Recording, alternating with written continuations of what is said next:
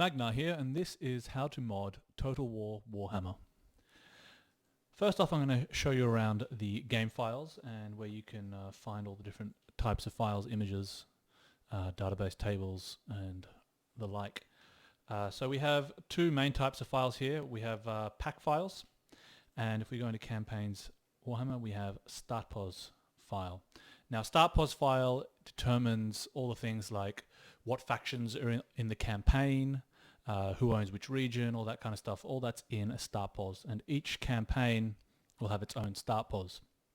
Also, when you save a game, it'll be in a startpos like file. So it's actually an ESF file called startpos. Your save games will be called whatever you call them, but they'll also be an ESF file. The other type of file is a pack file. Now the pack file, the main ones we will use will be, most people use for mods is data, local EN, and probably variants. Now the local EN, or if you have a different language than English, it will be local _RU or whatever for Russian or for whatever language you're using. This is English. So if we open up that, to open this up you'll need PFM, Pack File Manager, which you can get from the link in the description. So if we open this up and go to here, we get the text. All the text that's in the game is in this file, in these different .loc files.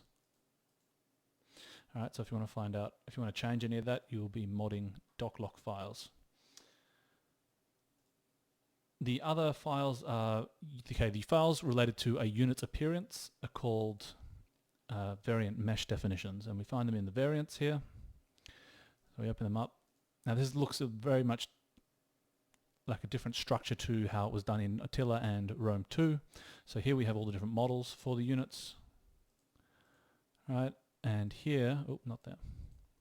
Here we have all the different units' appearances. Now the way these work is, let's open up quickly. We have a variant mesh which is a kind of a definition, well, variant mesh definition, that's where it comes from, of the different models which make up a unit's appearance. So for instance, we have this model here, Empire State Troops Base. So that's going to be the body of the unit, probably with the face and some other stuff. Then we have the weapon here, it's crossbow. We have sword. We have, and here's the crossbow bolt. Now it looks like the base is actually referencing another variant mesh definition, and in that definition it will determine what type of equipment, what type of armor and helmets or boots or whatever that unit is using. So you can reference a model directly, like here, or you can reference another variant mesh definition. And then when you're playing the game, and you load up the battle, it'll take all those. It'll look up all the different models which are referenced in all the variant mesh definitions and build together those units. So when you want to change textures or add textures to a unit, change the color of units, or any number of different things, you're going to be working with variant mesh definitions. There possibly in the future could be a tool to do this for you with a visual interface through the official tools, but currently it's only possible to do with editing these. Now the other one is the data folder. Now the data folder is where all the UI images are kept. So your background pictures and your unit cards and all the like. And they're here in this UI folder. So there's a whole heap of them in there. If you want to see if you want to actually see any of the files, like not within a pack, but you can actually extract them, whether you want to just do one folder, right click with PFM, extract selected, or you can extract all and it'll extract all the files in the pack. You've got FX files, you've got also script files. The script structure is very different in Warhammer than it was in the past two games from CA. Instead of having the previous games, the campaign scripts were all in a folder here called campaigns. Currently only the missions text is in this folder, but all the scripts used to be in there. Now they're all here in another folder in the script folder called campaign Warhammer. Then you've even got faction specific scripts and a whole bunch of stuff. We also have animations in here. And the animations, you can kind of mix and match them as well. Well, you could in previous titles, and you could probably do something similar in Total War Warhammer as well. I've not actually looked much at the animation editing in Warhammer.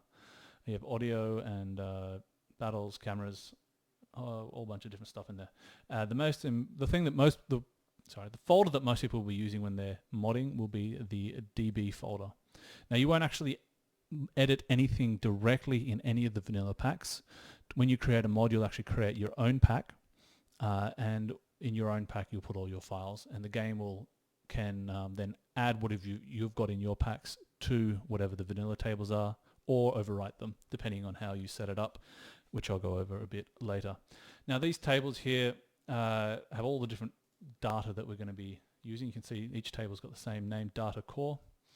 I'll be referencing that a bit later as well with regards to how you structure your pack, your mod. So here, for instance, KV rules, it's all this different data on how the battles work and the different battle mechanics, and you can model those. You've got agents, audio modeling is probably not available. But you got campaign AI, units and unit stats, a whole heap of stuff in there. So let's get straight into the official tools now, where I'll be doing most of the tutorial. And you can get that by going into your Steam, going library, tools, you get to this screen, and then you find your Total Warhammer Assembly Kit Beta. You install that, of course, and you can either launch it by right-clicking and play game, or we can actually go to where the assembly kit is installed, which is wherever you've got your Warhammer installed. Yep. One thing, make sure that you install the assembly kit in the same drive or directory as your game. If you have your Warhammer game installed on your C drive, install the assembly kit to C drive. If it's on D, same again. So here it is. If we go to Total War Warhammer in our Steam games, Steam apps, common, then we can go into the assembly kit folder, and we have different folders here. Now, this one is one I've created myself, so you can ignore that. But the others, I'll go through quickly what each one of them is for. So you have binaries, is where all the application launchers are. So if we were to right-click here and go play, it would be exactly the same as double-clicking on Tweak Assembly Kit. If we were to go here and go play Bob, again, that's Bob here, that's this one here. So they're the two tools that we've currently got access to through the official tools, that is.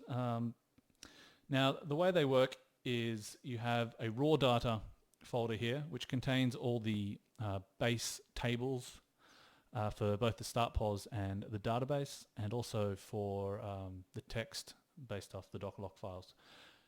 They're all kept in these two folders here. Now, when you make your edits, currently it's a bit buggy with the assembly kit, so please, whenever you edit a table, after you've applied your edit, come into this DB folder here, find those tables that you've edited, copy them, and put them in a backup folder like I've done here, because it is still buggy, and you might, if you don't back them up, you might end up losing them.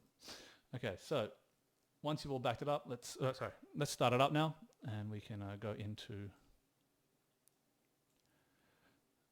so you go Tools, Dave, and then we wait for it to connect. As you can see here, it's currently not connecting. This is a common issue with the assembly kit.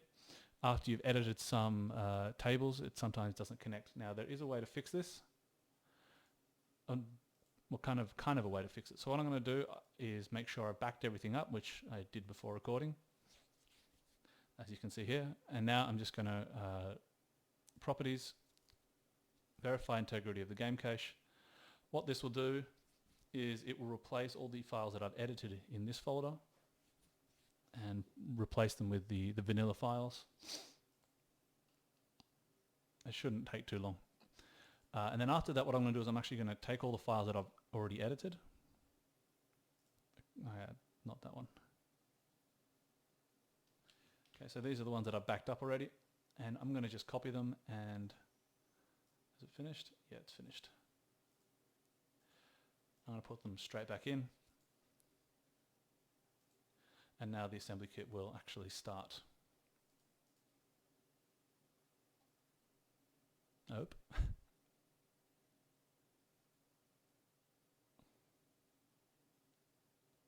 There we go. So the first time you start it up, it takes a little while. If I was to close it again and then restart it, it is much quicker to connect this time. And see, it's connected. So if you don't, you need to have this little text here. It says connection established before you get started.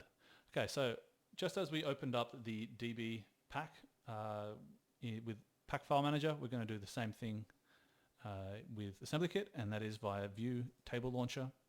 And here we have not only the same tables that were in the data pack, but we actually have a lot of additional tables in here.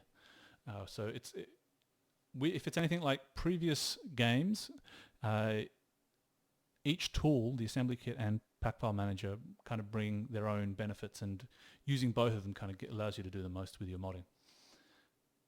So we have here at the top a filter. There's like hundreds of tables in there, so doing this every time you want to find a table is a bit painful. So you can put in filters, and then it pulls up all the tables for that filter, which make it a lot quicker to navigate. So you get your start pos folders, files, tables, which will be used to create that ESF start pos file. And then you've got your other tables, such as factions or political parties, perhaps. Now you can see here that there's some green lines in there. If we actually look at, let's have a look here. Oh, that's green as well.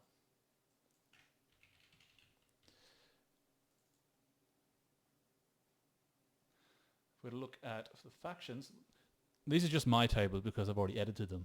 You might be familiar with my Legendary Lords mod. So all these tables that I've got in here that I've already edited to set that up. Here, this one is yellow. So there is a color coding scheme to the assembly kit. Green means that you've added lines to the table. Yellow means you've edited something within that row that's already been, that's in a vanilla row. So for instance, this one, I've changed the skin, or over here I've added a UI skin. And green is when you've actually added a new row, so it means it's not a vanilla row. It hasn't got a vanilla key, it's actually your own creation. And they'll be in bright green, as we saw. And if you were to delete something, then it would be in red. And that kind of just lets you see what you've already edited. Now I think that's done via, the way the color coding and telling what's being edited is via comparing some base vanilla file against, I'm not sure if it's through this file here. I don't think it is. I think it's through your working data. So I never actually got to working data. So the working data folder is, once you've made edits in the assembly kit, depending on what those edits are, we'll end up extracting them or exporting them. We can either do that individually, or we can do that all at once. Now, if you're having the problem like I just had, where I couldn't connect to the assembly kit and I had to replace my files, you will actually have to go into a table, and you'll have to click apply and close. Now this is what you normally do once you've already made an edit. If you haven't made an edit, normally you don't need to click this. But if you're having that connection issue and you've just copied and pasted your older backup files in, you will actually need to do this even without doing an edit, just so that the game, the tool kind of looks at all the files and says, hey, what's been edited?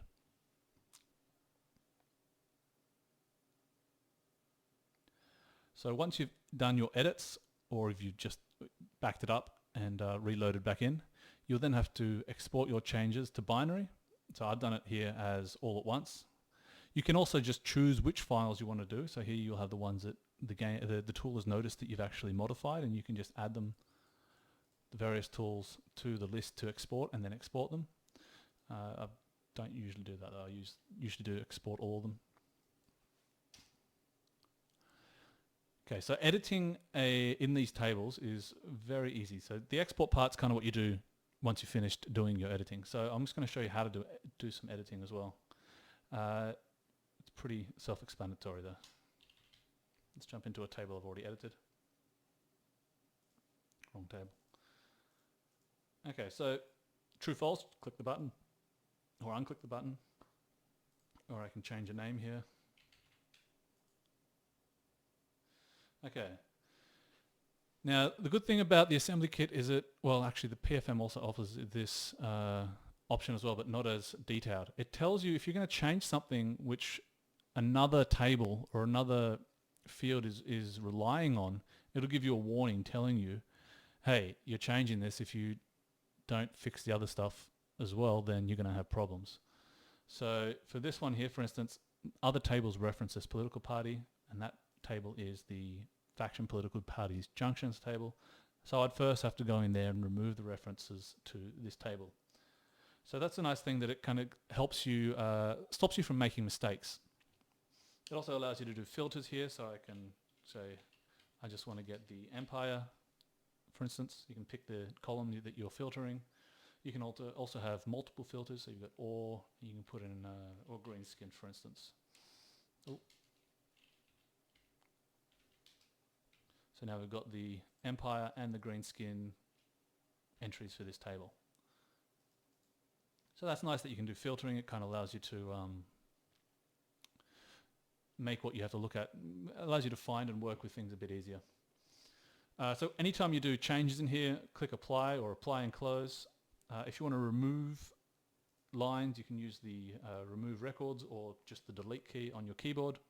If you want to add lines, you click add record, and one will pop up at the bottom. So here we go, a nice and empty one we can then modify. Another important one is the show schema button. Now, especially when you're starting off with modding, you don't really know necessarily what you have to mod to do something, what you have to edit to create something that you want to put in your mod. And that's because tables refer to other tables. There's just like a huge chain it can be. You could have one table which is referred by another, which is referred by another, and so on and so on. And you're not really sure at the start, what table do I have to edit to be able to use it in the table I want to edit. Does that make sense if you're following? So this show schema allows you to find out what tables are being referenced. So for instance, the column effect bundle is referencing the table effect bundles. So we can look here, we've got our effect bundle column, and that is referencing, no, I don't want to save. That is referencing, we can just type it in here. It is referencing this table here. So if we want to add a new effect bundle which isn't in the vanilla game, we would have to come in here, add a record, and create our own effect bundle in there. So that's pretty much how you do the actual editing and modding of it. Now that you've finished, you want to actually create your mod. So as I showed before, we go to export, export changes to binary. Now we only need to do that for those tables which would be in the, let's show you here, data, in the DB section of this data pack. There are also tables, as I briefly typed in, start pos tables, which are used to create the ESF file for the campaign. They don't need to be exported. And when you do export all to binary, it doesn't matter if they're in there, but you don't necessarily need to do them if you only want to create a new start pos. You can just make the changes and build it from that. So only these tables here need to be exported. So once you've exported them, you can then start actually building your mod, putting your mod together. There's two ways to do that. You can either come through here and you can go play Bob. Bob is the tool the application we're going to use to actually build the mod pack. Now if you do that while you've got the assembly kit open, it won't work. So if you want to keep your kit open and you want to launch Bob at the same time, you're actually going to have to go into your binaries, and you're going to have to open it via this icon here. So you get a little window pop up. So if you want to just make your start pos, you don't want to make with all the other additional tables, you just want to have the start pos file, you can just click on this button and go process start pos. Now if you do this, your start pos will be created and it will appear here in working data, campaigns, main Warhammer, or for whatever campaign. Maybe in the future there'll be additional campaigns and it'll appear in whichever folder belongs to that campaign. But at the moment we only have Warhammer. So this is where it'll appear if you only click that. If you want to put it directly into a pack though, you actually have to click create pack. So what this will do, it'll actually take your start pos, it'll put it into a pack file, but it'll also take all the other tables that we had in that I showed you before, so non-start pos tables, and it will put them also into the pack. You don't have to do it. You can get rid of. You can say I don't want to make a start pos. I just want the tables themselves in the pack. Don't tick the campaign process start pos button checkbox, and then it's going to do that. So once we've done that, we click start. And then the Bob processing will actually launch your game if you've got a start pos you're trying to build. If you haven't got a start pos you're trying to build, then it will not launch your game. And then you get a little bit of music like this, and then if everything's okay, it'll exit by itself before actually launching the game.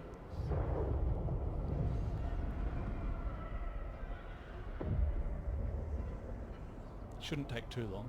If it's taking too long, then there's probably something wrong. So that's about, I've got a decent computer, so if your computer is a bit older, then maybe it takes a bit longer, but it shouldn't take too long.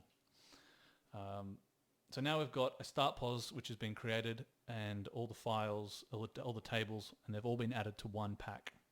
Now where that pack is in the third folder of the assembly kit called Retail. So you've got Retail, Data, and there's a pack here called Mod. So we open up our mod pack and we can see we've got campaigns, that's our start pos, and we've got all our different tables here. And also our text files. So we edit the text in the game and it puts it all in there as well. Now with your mod, a very important part about modding is making your mod compatible with other mods. Not everyone wants to go out and make a huge overhaul mod and spend hundreds or thousands of hours building one mod. You might just want to make a couple of changes here or there, and then use mods that other people have actually made already and kind of combine them. So this is a big part of modding.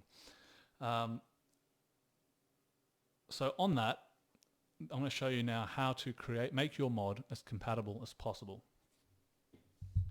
So if you remember at the start when I went into the data pack here, all the tables are named data core. Ooh. Now you should only ever name your tables in your pack data core in one situation, to do one thing, and that is to remove entries from vanilla. If you're only adding stuff or editing vanilla entries, then please, please, please do not name your tables data core, because only one data core table can be loaded, and if you're using someone else who's modding the same table as you are, and you've both got the same name table, or it's both data core, then only one of them will work, and you'll probably crash, or you won't be able to use your mods, chances are. So we get two tables here, data and data core, and I'm going to go through and delete all the data core tables from my pack using Pack File Manager.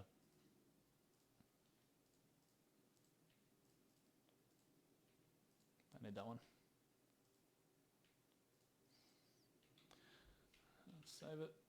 Now all the other ones, you should also rename them, because it's the same issue as with data core. If you both got data core, if you've both got the same name or table named data, there's also only one of them probably going to load. So you also want to change the name there to whatever, something to do with your mod. So Legendary Lords is what this mod pack is, so call it LL Data for instance. And then it's pretty compatible with all other mods. Now to use your mod, you Yes, I do want to see that. Okay, so to use your mod, you go, of course, to your assembly kit retail data, and you copy your mod and you paste it into your Steam Apps Common Total Warhammer data folder, and then it will appear when you go to the launcher. It'll appear here in the list of mods. If you want to have an image for your mod, then you create a PNG file with the image of your mod, and that's what will actually, if you want to actually upload it to Steam Workshop, then you will also need to have that image. So here's one that I've already created. So when you first upload it, you have the upload button. So if I try to upload that now, probably going to have a problem. Oh, go through that. Then you choose what type of a mod it is, different categories. So that's to help people, when people search, they can actually have checkboxes to filter out what type of mod they want. And then it'll upload your mod depending on the size, determines how long it takes. You go to your Steam Workshop page and you write in all your content.